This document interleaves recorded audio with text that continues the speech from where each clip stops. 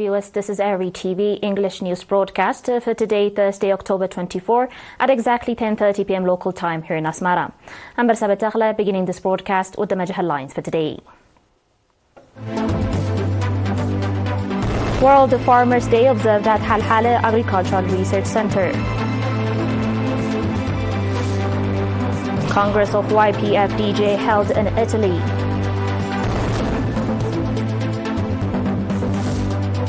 Five killed and 22 injured in an attack on Turkish aerospace company. And tropical storm Trami wreaks havoc in the Philippines. On your local reports, World Farmers' Day was observed at the Halhala National Agricultural Research Center, with the event focusing on reviewing and assessing the quality of improved seeds developed at the center in 2023 and 2024.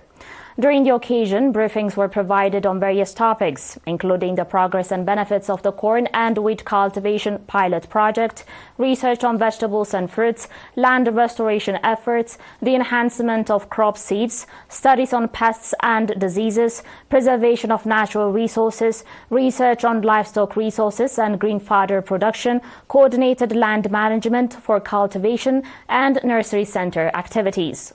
Mr. Tsagay Birhane, head of the National Agricultural Research Center, stated that the primary objective of the day was to review the research conducted by experts and to encourage farmers to integrate the improved crop seeds into their farming practices.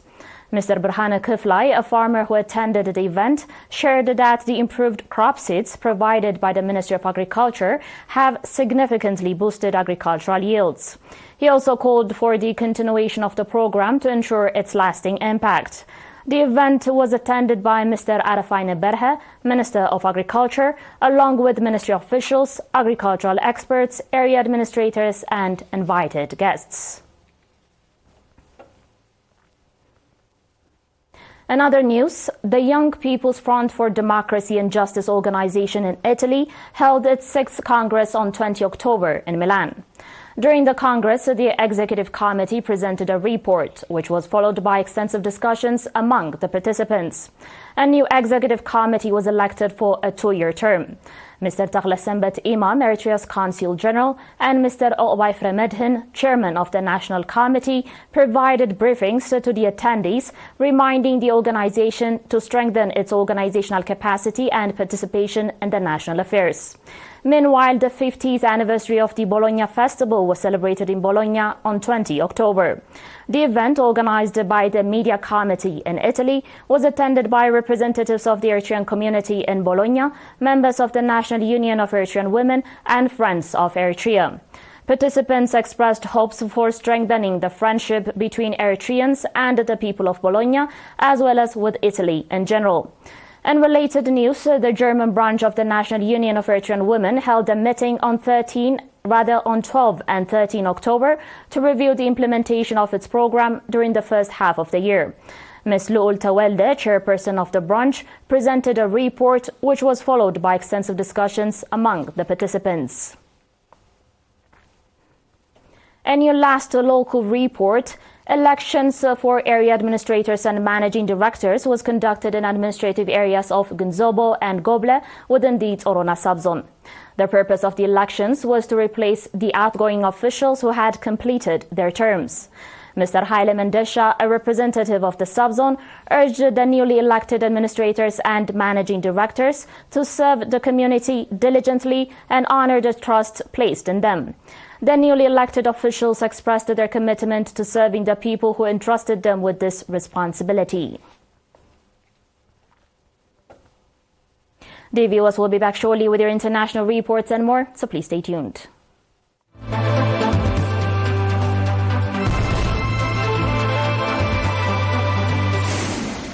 Welcome back. Government officials said that armed assailants launched a deadly terror attack on Turkey's state-run aerospace company near the capital, Ankara, on Wednesday. At least 5 people were killed and 22 injured in the terrorist attack on the Turkish aerospace industry's headquarters in the outskirts of Ankara, said Interior Minister Ali Yerlikaya. 2 attackers, a man and a woman, were killed, he also added. Among the dead are 4 employees of the aerospace industries and a taxi driver who drove the assailants to the facility. This is according to the Turkish vice president. A social media video showed the moment at which the explosion rocked the aerospace company headquarters. After the blast, a person holding a firearm is seen running in what appears to be a parking lot. No group has claimed responsibility for the attack. But when asked by journalists for a response, the Turkish Defense Minister Yassar suggested the militant Kurdistan Workers' Party, or the PKK, could be held responsible. On today's final report, Tropical storm Trami has killed at least 26 people and forced more than 150,000 to flee their homes in the Philippines. This is according to officials on Thursday, as it made landfall on the northeastern coast. Trami, locally known as Severe Tropical Storm Kristen, dumped heavy to torrential rain on the main island of Luzon, triggering widespread flooding and landslides. With maximum sustained winds of 95 kilometers per hour, the storm was moving westward across the mountainous northern region of Cordillera towards the South China Sea. This is according to the State Weather Agency at 11 a.m. It warned of heavy to intense rainfall, flooding, landslides, and storm surges for some northern provinces. Most of the deaths from the storm over the past few days were due to drowning and landslides in the central Bicolo region, including Naga City, where 14 were reported dead on Thursday.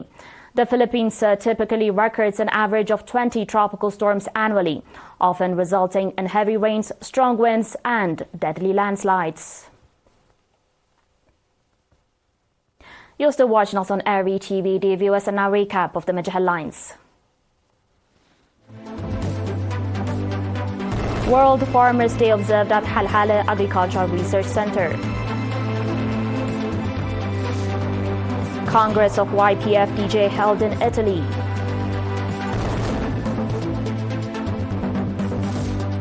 Five killed and 22 injured in an attack on Turkish aerospace company.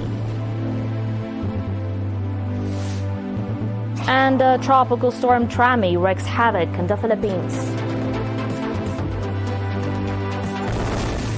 That was it for today, dear viewers. Thanks for watching.